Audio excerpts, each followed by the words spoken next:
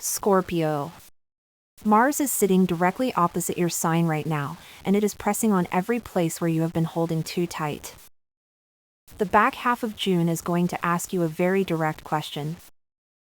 What are you so afraid of losing that you are willing to squeeze the life out of it? Mars in Taurus is sitting across the sky from you, and in astrology we call this an opposition. It is like looking in a mirror and not liking what you see. Mars rules desire, drive, the way you go after what you want. And right now it is activating your relationship axis, the part of your chart that holds everyone you love and everyone who has ever left. Here is what this means for you in plain terms. The second half of June is going to show you where your need for control is actually pushing people away. You might notice yourself checking things you promised yourself you would not check. You might feel that familiar urge to test someone, to see if they will fail, to prove to yourself that you were right not to trust them. Scorpio, I need you to catch yourself before you do it. Because the person on the other end can feel it, even when you think you are being subtle. The one thing I want you to do before the month ends. When you feel that urge to grip tighter, to demand proof, to test, I want you to say out loud, even just to yourself, I am choosing to trust this moment. Not forever. Just this moment. That is enough. That Mars opposition is not just showing up in your relationships. It is showing up in your body. Oppositions create tension, and Scorpio, you tend to store tension like you are saving it for later. Your jaw. Your shoulders. That spot between your shoulder blades that never quite releases. The back half of June might find you waking up tired even after a full night of sleep, because your body has been working overtime processing everything you refuse to talk about. The energy needs somewhere to go. I am not talking about punishing yourself at the gym. I am talking about movement that lets your body shake off what it has been holding. A walk where you do not listen to anything, just let your thoughts move through. A stretch before bed where you actually breathe into the tight places instead of pushing through them. One concrete thing. Before you go to sleep tonight, put your hand on your chest and take 3 slow breaths. Let your exhale be longer than your inhale. Your nervous system needs to know it is safe to rest. Here is some good news. Mercury in Cancer is forming a supportive trine to your sign, and this is one of the best transits for clear thinking and communication. Your words land right now. When you speak in meetings, people listen. When you write that email you have been putting off, it comes out exactly how you meant it. This is not the time to stay quiet because you are waiting for the perfect moment. The moment is now. But here is the thing. Mercury turns retrograde at the very end of the month, around the 30th. So the back half of June is actually your window to get things moving before everything slows down in July. If there is a conversation you need to have with your boss, a project you need to pitch, a boundary you need to set, do it now. Do not wait. One concrete move. Before June 25th, send that message, make that call, put your name forward for that thing. Your future self will thank you. With Mercury about to turn retrograde on the 30th, the last 2 weeks of June are actually a really good time to look at where your money has been going. Not in a punishing way, just with curiosity. Scorpio, you tend to spend in extremes. Either you are incredibly disciplined, or you make one emotional purchase that throws everything off. The back half of this month favors the disciplined version of you. One practical thing. Before the 30th, go through your subscriptions and recurring charges. I am willing to bet there is at least one thing you are paying for that you forgot about or no longer use. Cancel it. Put that money somewhere it actually serves you. It is not about the amount. It is about the intention. You are telling yourself that you pay attention to where your resources go. Let me give you the key dates. Around June 30th, Two big things happen at once.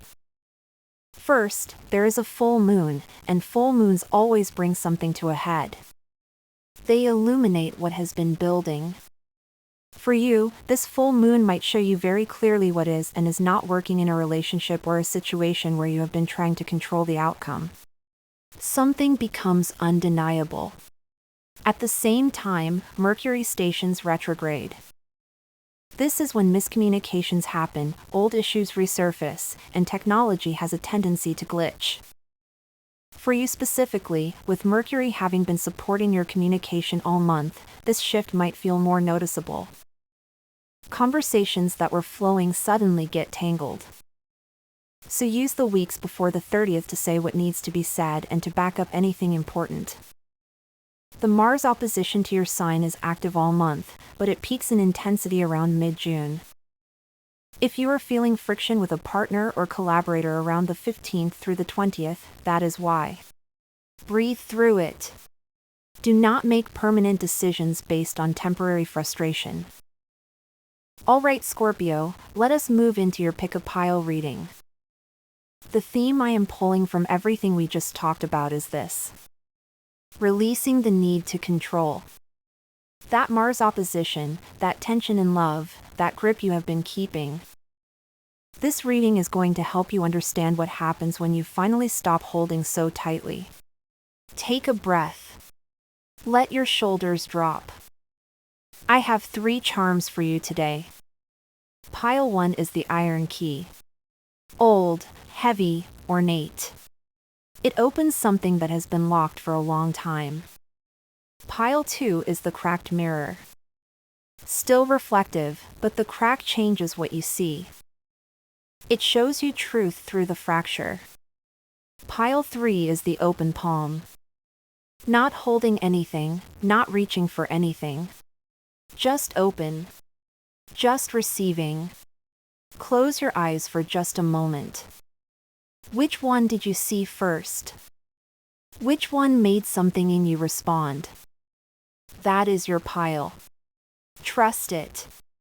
Do not second-guess yourself. When you are ready, skip to your pile, or stay and listen to all 3. Whatever feels right. Pile 1, the Iron Key. Let us see what you need to know about releasing control. Your first card is the King of Swords, and he is reversed. This king usually represents someone who leads with logic, with clarity, with authority. But reversed, something has gone wrong with that authority.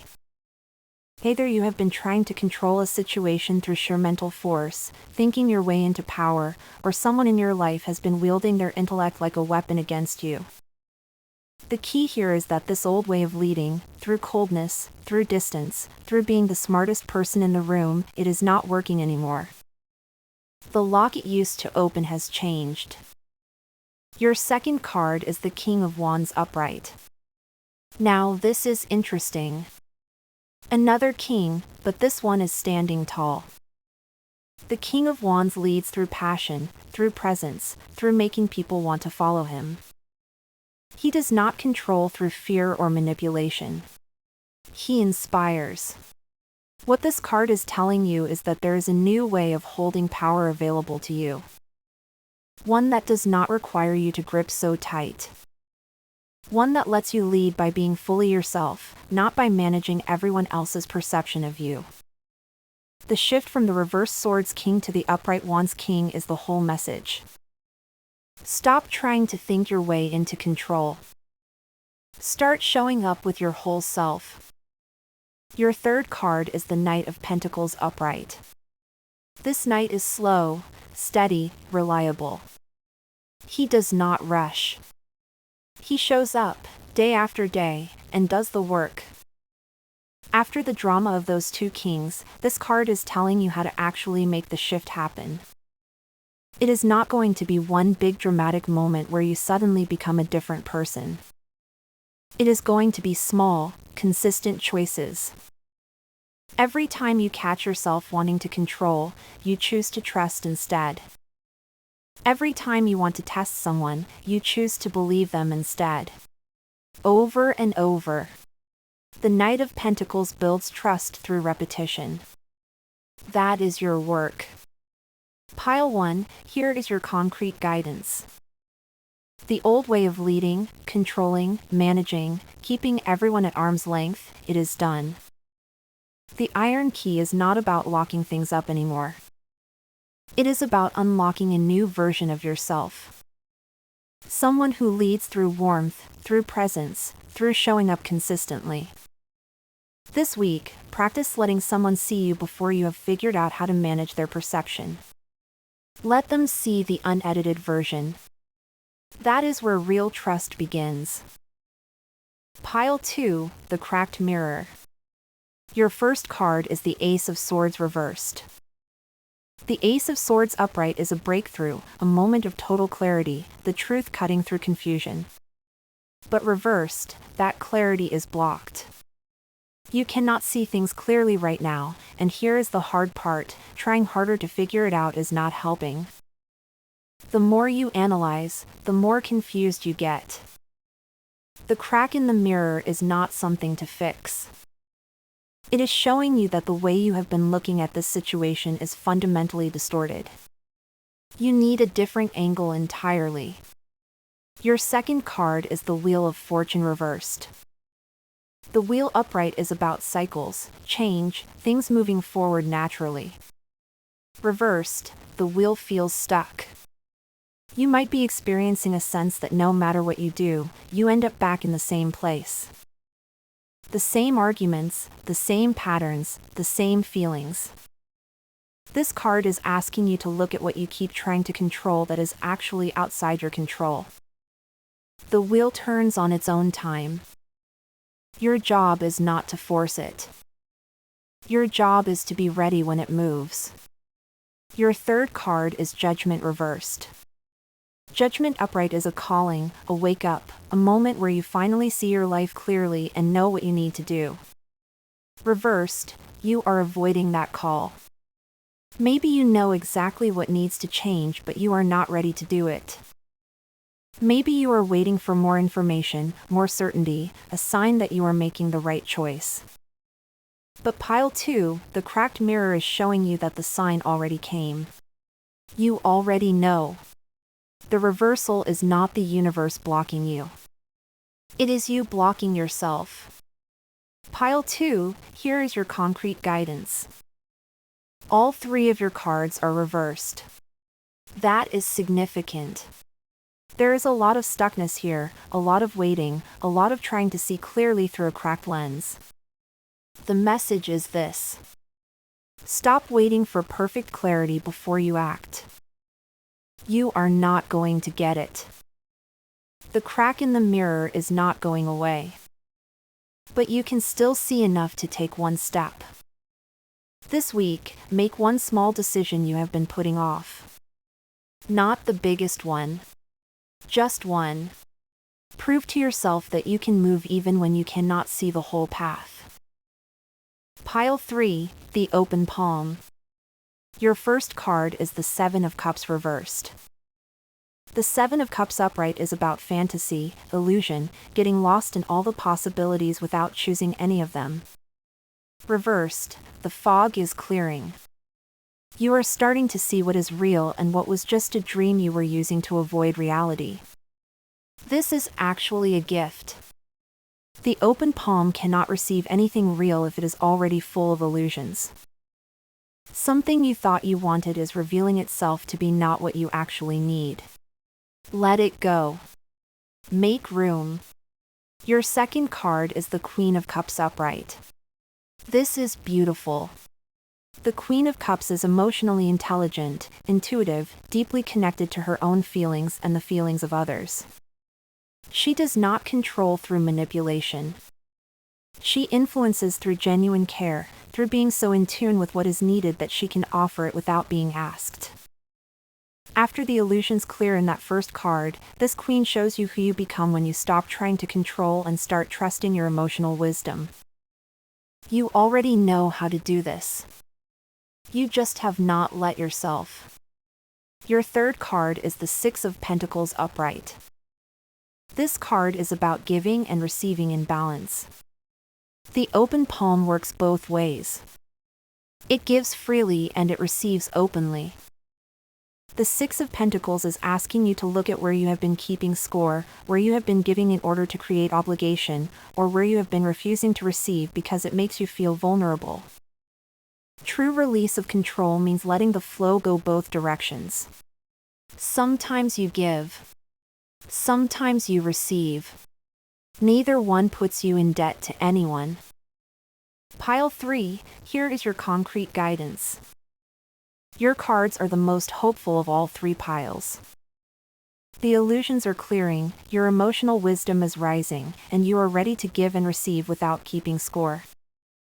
The open palm is your symbol for a reason. This week, practice receiving something without immediately trying to give something back. Let someone help you, compliment you, give to you, and just say thank you. No deflection, no returning the favor right away. Just thank you. Feel what it is like to receive with an open hand. Scorpio, that is your mid-June reading. The back half of this month is asking you to loosen your grip.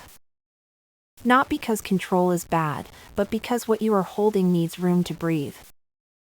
Whether it is a relationship, a situation at work, or just the way you have been managing your own anxiety, something has to give. And when you let it, you might be surprised by what flows in to fill the space. Thank you for being here. I will see you next time.